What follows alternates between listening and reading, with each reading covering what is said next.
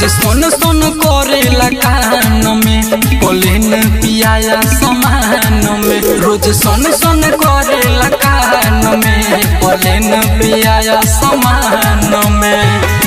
मेहरी से बन को तुहारा प्यार नइखे का बोलमुआ विदेश से आवे के विचार नइखे का बोलमुआ विदेश से आवे के विचार नइखे का।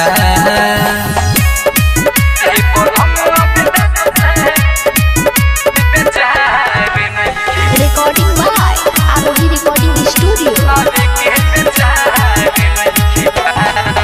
दीनावा तो कट जाता कटत नइखे रहतिया याद आवे रह जा कोई मीठी मीठी बतिया।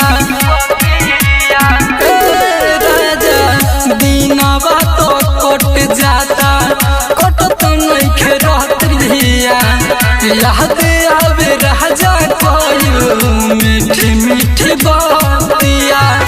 पूछिले जो हजिया से दिलदार नइखे का बोलमुआ विदेश से आवे के विचार नइखे का बोलमुआ विदेश से आवे के विचार नइखे का।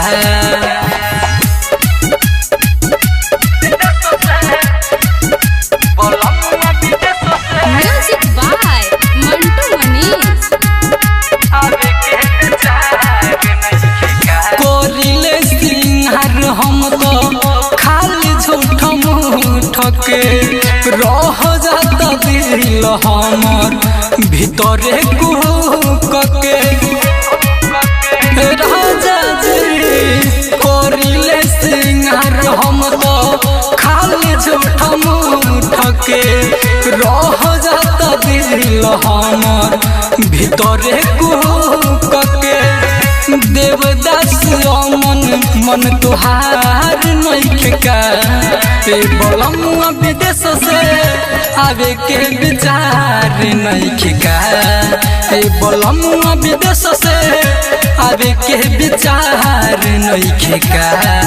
रोज सोन सोन करेला कान में पोलेन पियाया समान में।